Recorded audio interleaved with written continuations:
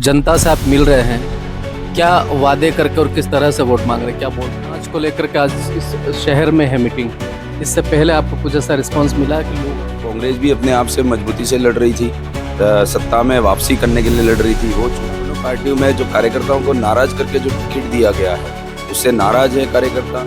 Social media पर ऐसे comment भी चलते हैं कि ये कहते हैं हमारे पास पैसा नहीं, लेकिन इतनी गाड़ियाँ दौड़ती है, पैसा कहाँ से आता है बीजेपी के पास? फिर किसे मानते हैं?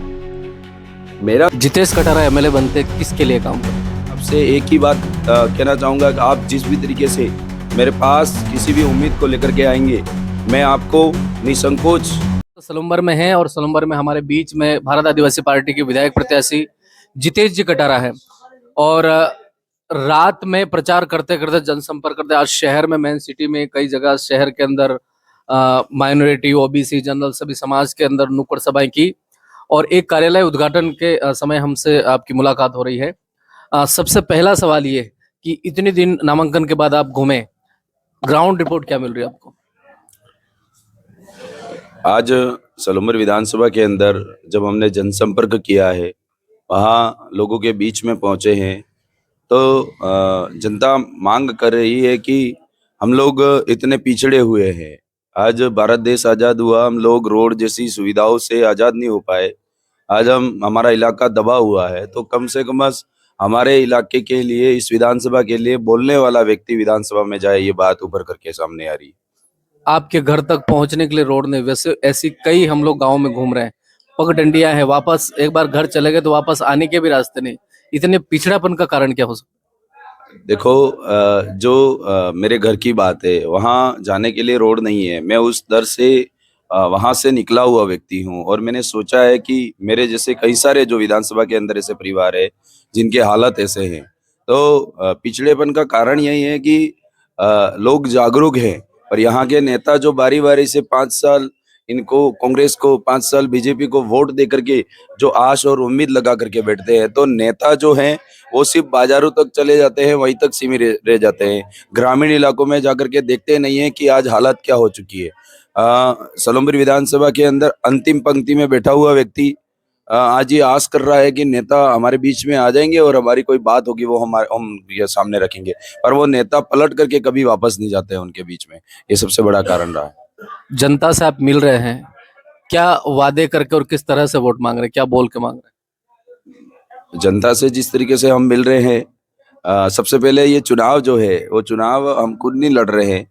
यहाँ की सर्व समाज की, जो सलूम्बर विधानसभा की जो जनता है, वो चुनाव लड़ रही है। और यहाँ का जो शिक्षा व्यवस्था चरमराई हुई है, आज यहाँ का स्वास्थ्य, रोजगार जो है, इन बहुत सारे मुद्दों को लेकर के जनता खुद चुनाव मैदान के अंदर है और वो ये चाह रही है कि हमें मुद्दे पकड़ाए जाते हैं, हमें बताया जाता है कि आप ये पढ़िए और पढ़ने के बाद इनके लिए क्या कर सकते हैं। तो हम उनको आश्वस्त कर रहे हैं कि आपका भाई इन मांगों को लेकर के, जो आप मांगे दे रहे हो हमको, उनको लेकर के हम विधानसभा जरूर पहुंचेंगे। आपका आशीर्वाद चाहिए, ये बात लेकर के उनके बीच में पहुंचे। हैं? सर्व समाज को लेकर के आज इस शहर में है मीटिंग, इससे पहले आपको कुछ ऐसा रिस्पांस मिला है कि लोग आपके साथ जुड़ रहे हैं? उससे पहले बहुत सारे ऐसे रेस्पॉन्स है, जैसे मैं बता सकता हूँ कि कांग्रेस और बीजेपी के अंदर खासतौर जो उम्मीदवार है वो उनके पसंद का नहीं है, और पार्टी के कार्यकर्ता और पार्टी से जुड़े सदस्य तमाम लोग हैं जो हमसे जुड़ने की गुहार लगा रहे हैं। वो कह रहे हैं कि हमें कैंडिडेट अच्छा नहीं लग रहा है हमारा, पर पार्टी को नहीं देखते हुए हम आपको समर्थन, साथ सहयोग दे रहे हैं। तो ऐसे बहुत सारे लोग हैं जो फोन कॉल करके और कह रहे हैं कि हम इस बार आपके साथ में हैं, आप हमारी को भी साथ में लेकर के चलिए। उन्होंने कहा हम यहाँ पर बीच में आए और जनसंपर्क किया सर्व समाज से। क्या कितना परिवर्तन होने वाला है? कितने वोटों से? पिछली बार 52,000 वोट थे, इस बार क्या चांस है? देखो, 52,000 पिछली बार जो चुनाव वोट थे, उसके अंदर कांग्रेस भी अपने आप से मजबूती से लड़ रही थी, सत्ता में वापसी करने के लिए लड़ रही थी। वो चुनाव था, मुख्य चुनाव था। और बीजेपी अपनी खोई हुई राजनीति को वापस से चमकाने के लिए, वापस सत्ता में आने के लिए लड़ रही थी। तो ये तमाम उनके पास में बड़े लेवल के मुद्दे थे, पर जनता समझदार हो चुकी है। पिछली बार हमने जैसे बीजेपी के जो वोट हैं, वो कई सारे वोट कटे और कांग्रेस के जो वोट अभी तक नहीं बढ़ा उसका परसेंटेज। तो इस बार जो दोनों पार्टियों में जो कार्यकर्ताओं को नाराज करके जो टिकट दिया गया है, उससे नाराज है कार्यकर्ता।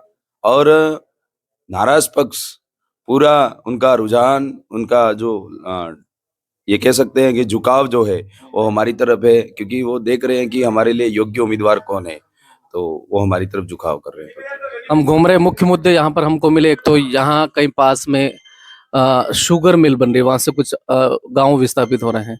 और एक और गांव में लोगों का कहना है कि जयसमंद का पानी यहाँ पर जहाँ पास में गांव है वहां तक नहीं मिल रहा। उनके लिए क्या करने वाले? जैसे ये बाट कंपनी के अंदर शुगर मिल का जो मामला है, बहुत सारे गांवों की जमीन विस्थापित होने वाली है। ये जो पूर्व में जो विधायक थे उन लोगों ने छांटकाट करके उन लोगों को बिना पूछे वहां के उस जमीन को देने के लिए, बेचने के लिए रजामंदी कर ली। तो लोगों को पता चला कि यहाँ पर सर्वे हो रहा है और किस तरीके से इस जमीन को बचाया जा सके। तो बड़ा मुद्दा है, उस मुद्दे के लिए हम लोग पुरजोर तरीके से विधानसभा के अंदर आवाज उठाएंगे। अगर जनता हमें मौका देती है तो उनके बीच जाकर के उनकी समस्या का समाधान करेंगे। दूसरा ये है कि जसवंत झील का पानी जो है, कुछ समय पहले हमने आंदोलन किया था, उस समय जिला नहीं था। चलो ठीक है, उदयपुर जिले के अंदर आ रही थी जसवंत झील, तो ले जा रहे हैं, पर सबसे पहले हमें 50 किलोमीटर के दायरे के अंदर हमें मिले प्याऊ के लिए और सिंचाई के लिए। अगर बचता है तो आप ले जा सकते हैं, पर उसके बाद क्या होता है कि जिला बन गया, तो जिले के अंदर अगर कोई झील है तो सबसे पहले प्राथमिकता उस जिले को बनती है, और जिले को मिलने के बाद हम सोचेंगे उसके बाद की बात। हॉस्पिटल में कुछ दिन पहले भी ऐसे अनियमितताएं और ऐसा यहाँ के लोग बताते हैं। और स्कूल्स वगैरह जितने भी स्वास्थ्य सुविधा, स्कूल की सुविधाओं में यहाँ कुछ अनियमितताएं लोगों का कहना धरातल पर। उसके लिए क्या प्रयास करेंगे? हॉस्पिटल की जहाँ तक बात कही जाए कि आज मेवल क्षेत्र के अंदर आज वो इलाका बहुत पिछड़ा हुआ है, शिक्षा के स्तर में देखो, और बहुत सारे ऐसे मामले हैं जिन क्षेत्रों में वो जिन चीज़ों में वो पिछड़ा हुआ है। आज वहाँ हॉस्पिटल की सुविधा नहीं है। अगर बीचों बीच सेंटर में जाकर के देखे, बड़ा हॉस्पिटल नहीं है। या तो उनको कोई बड़ी बीमारी है या एक्सीडेंट वगैरह होते हैं तो उदयपुर की उनको दूरी तय करनी होती है या फिर सोलंबर आना होता है। तो वहाँ मुख्य जो मांग है वो हॉस्पिटल की है। और दूसरी जो चीज़ है, यहाँ सोलंबर मुख्यालय पे जो हॉस्पिटल है उसके अंदर डॉक्टर अपनी बहुत सारी अनियमितता रख रहे हैं, और सही से इलाज नहीं होता है। अगर थोड़ी सी भी ज़्यादा चोट है तो जिला मुख्यालय पे इलाज होना चाहिए, पर वो लोग क्या करते हैं, बाय एम्बुलेंस उनको रेफर करके उदयपुर भेज रहे हैं। ऐसी बहुत सारी चीज़ें हैं। और जहाँ तक हम शिक्षा की बात करें, शिक्षा क्षेत्र के अंदर आज बहुत सारे ऐसे स्कूल है जो 10वीं 12वीं के स्कूल है, उसके अंदर जर्जर की अवस्था है।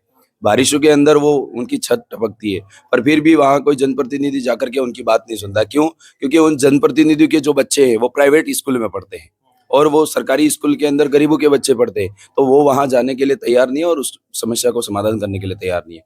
अगर आने वाले समय में सलोमर विधानसभा की जनता हमें मौका देती है तो सबसे पहले जो शिक्षा के क्षेत्र में हम कार्य करेंगे। जैसे आपने देखा होगा कि ये मेन जो पट्टी है आपका, केवड़ा से लेकर के सलुम्बर तक, उसके आधे किलोमीटर 1 किलोमीटर के अंदर जो स्कूल है उसके अंदर 200 बच्चे अगर पढ़ाई करा रहे तो 20 टीचर वहां पे लगे हुए हैं। पर जो ग्रामीण इलाके के अंदर अंदर इंटीरियर जो स्कूल है उसके अंदर 200 400 बच्चे पढ़ाई कर रहे हैं, पर 5 टीचर ही मिलते हैं। तो वहाँ की शिक्षा व्यवस्था बहुत चरमराई हुई है, उस पे काम करेंगे। और आने वाले समय में ये जो स्कूल की जर्जर अवस्था है उनका, जहाँ पर ऐसी समस्या हो रही है उसका समाधान करने का कार्य करेंगे।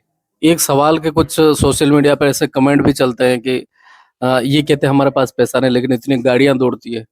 पैसा कहाँ से आता है बीएपी के पास प्रचार के लिए? सबसे पहले मैं ये अवगत कराना चाहूंगा कि ये एक सोच है लोगों की कि चुनाव लड़ने के लिए पैसा काम आता है। अरे, मैं ये कहना चाहता हूँ कि जिस व्यक्ति के लिए जनता खुद चुनाव में प्रचार कर रही होती है, उसके उस कैंडिडेट को पैसों की जरूरत कहाँ पड़ती है। बहुत सारे मेरे पास में आसपास राष्ट्रीय प्रचारक है, जो प्रभारी बनाए हुए हैं, वो खुद मेहनत कर रहे हैं, वो खुद जनता को समझा रहे हैं, वो खुद कह रहे हैं, खुद अपना वो कर रहे हैं। तो वहाँ ये कांग्रेस बीजेपी के अंदर पैसा चाहिए, टिकट लेने से लेकर के चुनाव प्रचार में जनता को लुभाने के लिए, उनको लालच देने के लिए, कुछ ऐसी अ, सामग्री बांटने के लिए उनको जो पैसे की जरूरत पड़ती है वो उनको पड़ती है, ये हमें नहीं पड़ती। और सलोमर विधानसभा 2024 का ऐसा उपचुनाव होगा जो सबसे कम पैसों में जीता जाने वाला चुनाव होगा।